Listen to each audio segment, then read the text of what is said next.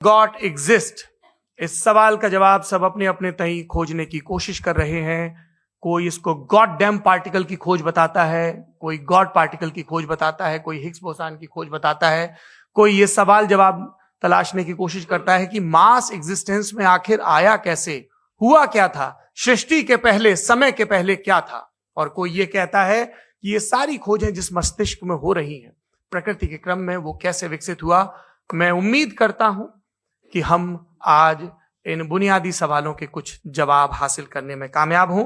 मैं सबसे पहले मंच पर आमंत्रित कर रहा हूं मुफ्ती शमाइल नदवी साहब को। आइए सर जी।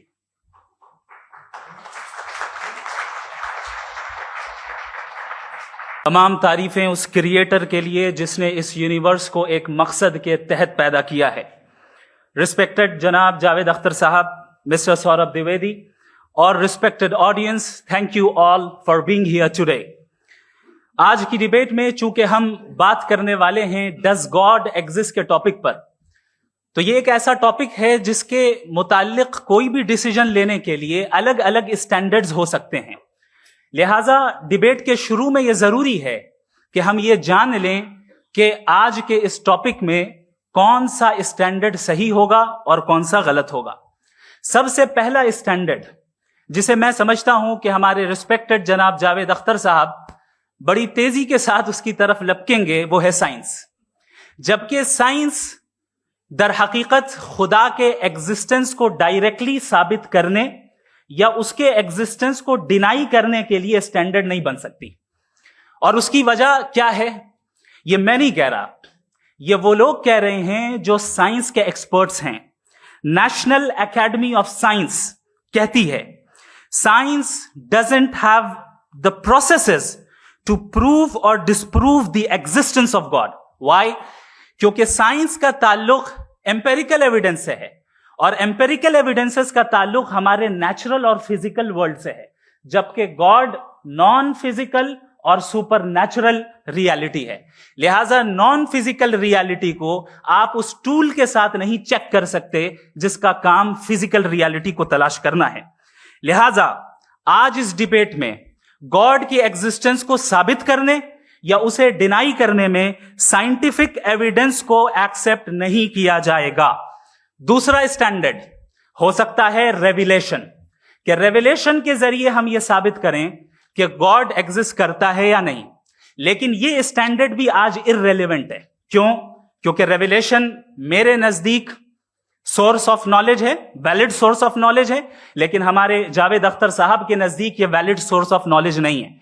लिहाजा आज की डिबेट में मैं एक भी एविडेंस किसी भी मजहबी स्क्रिप्चर से नहीं दूंगा ताकि जावेद अख्तर साहब के लिए वो अनएक्सेप्टेबल ना हो। तीसरा जो मेयार हो सकता है वो है ऑब्जर्वेशन, कि भाई कोई कहे कि हमें खुदा दिखाओ, अगर है तो दिखाओ, या ये कि खुदा के एग्जिस्टेंस पर एम्पेरिकल एविडेंस दो, तो यह है दर हकीकत गलत टूल का इस्तेमाल करना। यह ऐसा ही है कि जावेद साहब मुझसे यह मुतालबा करें कि मुफ्ती साहब आप मेटल डिटेक्टर के जरिए प्लास्टिक डिटेक्ट करके दिखाएं। अब चूंकि प्लास्टिक डिटेक्ट नहीं हो पा रही है लिहाजा plastic does not exist. No, you are using the wrong tool. इस टूल से प्लास्टिक को डिटेक्ट नहीं किया जाता। लिहाजा मैं समझता हूं कि गॉड के एग्जिस्टेंस पर एम्पेरिकल एविडेंस का मुतालबा करना एक बचकाना मुतालबा है और हमारे रिस्पेक्टेड जनाब जावेद अख्तर साहब इस स्टेज से अब बहुत आगे निकल चुके हैं। अब बचता है एक ही स्टैंडर्ड, और वो स्टैंडर्ड है अक्ल, लॉजिक, रीजनिंग। और यही वो स्टैंडर्ड है जिसके तहत गॉड की एग्जिस्टेंस को साबित किया जाएगा या गॉड की एग्जिस्टेंस को डिनाई किया जाएगा। लेकिन चूंकि ये बहुत इंपॉर्टेंट और सेंसिटिव टॉपिक है, इसलिए लॉजिकल आर्ग्यूमेंट भी ऐसा होना चाहिए जो डेफिनेटिव हो, इनडेफिनेटिव ना हो, जो 2 और 2 4 की तरह बिल्कुल वाजे हो, जिसे लॉजिकली रिजेक्ट करना पॉसिबल नहीं हो। फॉर एग्जाम्पल हम कहें हमारे रिस्पेक्टेड मिस्टर सौरभ साहब, ये एक इंसान है और तमाम इंसान कॉन्शियस बीइंग है। लिहाजा नतीजा क्या निकला, हमारे सौरभ साहब भी कॉन्शियस बीइंग है। क्या ये इनडेफिनेट आर्ग्यूमेंट है या डेफिनेट आर्ग्यूमेंट है? ये डेफिनेट आर्ग्यूमेंट है। ये 2 और 2 की तरह वाजे है, इसमें किसी तरह जो है लॉजिकली इसको रिजेक्ट नहीं किया जा सकता। तो अगर आज हमारे जावेद अख्तर साहब ایسی کوئی عقلی دلیل اور لاجیکل ایویڈنس دیں خدا کے نہ ہونے پر جو ڈیفینیٹ بھی ہو، تو میں یہ اعلان کرتا ہوں کہ یقیناً میں اس ایویڈنس کو قبول کروں گا اور اس پر غور کروں گا. لیکن ساتھ میں یہ بھی اعلان کر دیتا ہوں پریڈکشن کے طور پر کہ ایسا کوئی ڈیفینیٹ آرگیومنٹ کوئی نہیں پیش کر سکتا. دلیل ہم دیں گے اور ڈیفینیٹو دلیل دیں گے، لاجیکل دلیل دیں گے، ایسی دلیل دیں گے جو انٹائر ایتھیسٹک ورلڈ اسے ریفیوٹ نہیں کر سکتی. چلیں اب ہم ایک ایگزامپل سوچتے ہیں، ایک سینیریو، سمپل سینیریو. تمام آڈینس سے گزارش ہے، ہم اور آپ ایک آئسولیٹڈ آئیلینڈ پر ہیں، ایسا آئیلینڈ جہاں پہ ہم سے پہلے کوئی کبھی نہیں گیا. چلتے چلتے آپ کے سامنے اچانک آپ نے دیکھا ایک پنک کلر کی بال پڑی ہوئی ہے. سب سے پہلا سوال آپ کے ذہن میں کیا آئے گا کہ یہ بال یہاں کیوں آئی، کیسے آئی، یہ پنک کلر کی ہی کیوں ہے، کوئی اور کلر بھی ہو سکتا تھا، یہ اسی شیپ میں کیوں ہے، کوئی اور شیپ بھی ہو سکتا تھا. نیچرلی آپ اس طرف پہنچیں گے کہ کوئی نہ کوئی ہے جس نے ان اسپیسیفک پراپرٹیز کے ساتھ اس بال کو بنایا ہے اور یہاں پہ رکھا ہے. چونکہ آپ جانتے ہیں کہ یہ جو بال ہے اس کا ایگزسٹ کرنا ضروری نہیں ہے، یہ ایگزسٹ کر بھی سکتی تھی، نہیں بھی کر سکتی تھی، اور ایگزسٹ کرنا ہی تھا تو کسی اور فارم میں کرتی، کسی اور کلر میں کرتی. اب آپ اس بال کو ایکسپینڈ کرتے چلے جائیں، ایکسپینڈ کرتے چلے جائیں، ایکسپینڈ کرتے چلے جائیں، یہاں تک کہ یہ بال یونیورس کے سائز کی ہو جائے. بتائیے کہ کیا سائز کے بڑھ جانے سے سوال بدل جائے گا؟ ہرگز نہیں بدلے گا. ابھی بھی سوال رہے گا یہ یونیورس کہاں سے آیا، ان اسپیسیفک پراپرٹیز کے ساتھ کہاں سے آیا، کیوں آیا، کس نے بنایا. یہ سوال اس وقت بھی ویلڈ رہے گا. لیکن یہ سوال اگر ہم جناب جاوید اختر صاحب سے کریں تو چونکہ ان کا ورلڈ ویو ایتھیسٹک ہے، اور صرف ان کا نہیں، مطلب جتنے بھی ایتھیسٹ ہیں اور ایتھیسٹک ورلڈ ویو کو رکھنے والے سے اگر آپ یہ سوال کریں کہ یہ یونیورس کہاں سے آیا، تو ان کا جواب یا تو آرگیومنٹ فرام اگنورینس ہوگا یا ڈوگمیٹک ہوگا. یا تو یہ کہیں گے کہ مجھے نہیں پتا کہ یہ کہاں سے آیا لہذا گاڈ ڈز ناٹ ایگزسٹ، یہ آرگیومنٹ فرام اگنورینس ہے. یا یہ کہیں گے کہ یہ یونیورس خود بخود بن گیا. اس کا مطلب یہ ہے کہ اس بال کو بھی خود بخود بن جانا چاہیے، لیکن بال کے تعلق سے یہ ایکسپلینیشن ایکسپٹ نہیں کی جائے گی کہ یہ خود بخود بن گئی، لیکن یونیورس کے تعلق سے کر دیا جائے گا. اسے ہم دوسرے الفاظ میں ڈوگما بھی کہہ سکتے ہیں.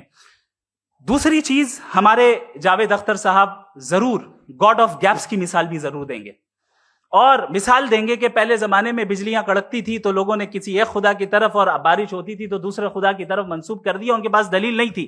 یہ ہمارا ورلڈ ویو ہے ہی نہیں، یہ ہمارا ورلڈ ویو ہے ہی نہیں، کیونکہ نیچرل فینومینا کے پروسیس کی انٹرپریٹیشن کو جان لینے سے یہ کہاں سے ثابت ہو گیا کہ گاڈ ایگزسٹ نہیں کرتا ہے. اس پر میں انشاءاللہ ابھی آگے بات کروں گا. آپ حضرات یہ بھی دیکھیں گے، اور میں یہ ایکسپیکٹ کرتا ہوں کہ ہمارے ریسپیکٹڈ جناب جاوید اختر صاحب ضرور ایموشنل آرگیومنٹس بھی دیں گے، جو کہ ایک لاجیکل فیلیسی ہے جب بات آتی ہے ٹروتھ کو ڈیسائیڈ کرنے میں. کیوں؟ مثال کے طور پر وہ کہیں گے کہ اگر گاڈ ہے تو ایول کیوں ایگزسٹ کرتا ہے، جبکہ میں کہتا ہوں ایول کا ایگزسٹ کرنا گاڈ کے ایگزسٹ کرنے کی دلیل ہے، اس کے خلاف نہیں ہے. چونکہ اگر گاڈ ہے تو ہم سب اس کے سامنے اکاؤنٹیبل ہیں، اور اگر ہم اکاؤنٹیبل ہیں تو اکاؤنٹیبلٹی کے لیے ایول کا موجود ہونا ضروری ہے، اس کے بغیر ہم اکاؤنٹیبل نہیں ہو سکتے. اور اگر ہم اکاؤنٹیبل نہیں ہیں تو ہم جناب جاوید اختر صاحب سے پوچھیں گے کہ آپ بتائیں کہ پھر سفرنگ اس دنیا میں کیوں ہے؟ اگر خدا نہیں ہے تو سفرنگ کیوں ہے؟ اور ان لوگوں کے جذبے کا کیا جن کے اندر سفرنگ کے بعد انتقام لینے کا جذبہ پایا جاتا ہے اور وہ اس دنیا سے ایسے ہی چلے گئے؟ کیا ان کی ساری تکلیفیں بیکار چلی جائیں گی؟ اب آ جائیں اسی ایگزامپل کی طرف کہ بال، مجھ سے اگر کوئی پوچھے اس بال کو کس نے بنایا، اور یا اس ایکسپینڈڈ بال کو کس نے بنایا، میں کہوں گا کہ چونکہ یہ یونیورس اور اس یونیورس کی تمام چیزیں کانٹینجنٹ ہیں. کانٹینجنٹ ہونے کا مطلب یہ ہوتا ہے کہ جو اپنے ایگزسٹنس پہ کسی کے اوپر ڈیپینڈ کرتی ہو، تو ظاہر ہے یہ یونیورس کانٹینجنٹ ہے. اور اگر کوئی چیز کانٹینجنٹ نہیں ہے تو میں ریکویسٹ کروں گا کہ مجھے دکھا دیں کہ کون سی چیز یونیورس میں کانٹینجنٹ نہیں ہے. ہم بھی ذرا غور کر لیں اور ہم بھی دیکھ لیں. اور جب کانٹینجنٹ چیزیں موجود ہیں تو فلاسفرز کی اصطلاح کے مطابق، ہم اس ٹرمینالوجی کے مطابق، ہم اس جگہ تک پہنچتے ہیں اور اس ہستی تک پہنچتے ہیں جسے نیسیسری بینگ کہا جاتا ہے, کہ یہ وہ نیسیسری بینگ ہے جس کا موجود نہ ہونا ناممکن ہو. چونکہ اگر یہ موجود نہ ہو تو ساری چیزیں ایگزسٹنس میں آئیں گی ہی نہیں, اور یہ ساری کنٹینجنٹ چیزیں اسی کے اوپر ڈیپینڈ کرتی ہیں. اب اگر آپ یہ سوال کرتے ہیں کہ پھر اس ہستی کو کس نے بنایا, پھر اس کا کاز کیا ہے, پھر اس کا کاز کیا ہے, پھر اس کا کاز کیا ہے, اور اینڈلیسلی چلے جائیں, اسے ہم کہتے ہیں انفینٹ ریگریس آف کازز, جو کہ لاجیکل فیلیسی ہے. کانسیپچولی انفینٹی پاسبل ہے. مثال کے طور پہ نیومیریکلز 1 2 3 گنتے چلے جائیں, انفینٹ نمبرز ہیں. میں کانسیپچولی بات نہیں کر رہا, پریکٹیکلی ریالٹی میں ثابت کر کے دکھائیں کہ infinite regress of causes possible ہیں یا نہیں. اگر پاسبل ہیں تو ہم مان لیں گے, مثال دے دیں, اور پاسبل نہیں ہے تو ایک ہی آپشن بچتا ہے جسے ہم کہتے ہیں نیسیسری بینگ. ایسی نیسیسری بینگ جو انڈیپینڈنٹ ہے, چونکہ اگر وہ ڈیپینڈنٹ ہوئی تو وہ نیسیسری نہیں رہے گی. ایسی انڈیپینڈنٹ بینگ جو اٹرنل ہے, اگر وہ اٹرنل نہیں ہوگی, اس کی بگننگ ہوگی تو وہ خود کانٹینجنٹ ہے. ایسی بینگ جو پاورفل ہے, کیونکہ کانٹینجنٹ کو ایکچوالائز کرنے کے لیے پاور چاہیے. ایسی بینگ جو انٹیلیجنٹ ہے اور نالجبل ہے, کیونکہ یہ یونیورس اسپیسیفک فارم اور اسپیسیفک لاز آف نیچر کے تحت پریسائزلی چل رہا ہے. Thank you. تھینک یو مفتی صاحب. میں ان دلیلوں کے بعد جاوید اختر صاحب سے گزارش کروں گا, آپ بیٹھ کے بولنا چاہیں گے ہمارے؟ جی.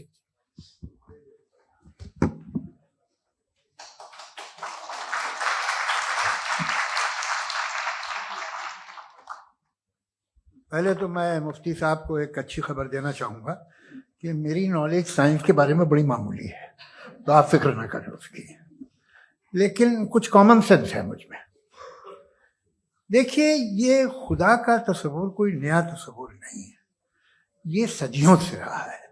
یہ کچھ ریلیجن 3000 سال پرانے ہوں گے, 4000 سال پرانے ہوں گے, لیکن انسان کوئی 10,000 12,000 سال سے ایگزسٹ کرتا ہے ہومو سیپین کی شکل میں, اور ہمیشہ کچھ نہ کچھ مذہب رہے. یہ مذہب جاہلوں کے نہیں تھے, یہ مذہب ایک ایسی گریک سوسائٹی کے تھے جہاں بڑے بڑے فلاسفر پیدا ہوئے. یہ مذہب ایجپشینز کے تھے جنہوں نے پیرامڈز بنائے تھے. یہ رومنز کے تھے کہ جن کا آرکیٹیکچر اور سینٹ یعنی پہلی بنیاد ڈیموکریسی کی, لمیٹڈ تھی مگر ڈیموکریسی تھی, یہ ان لوگوں نے کیے تھے. تو ان کا جو جوپیٹر تھا, را تھا, زیوس تھا, انہیں اس پہ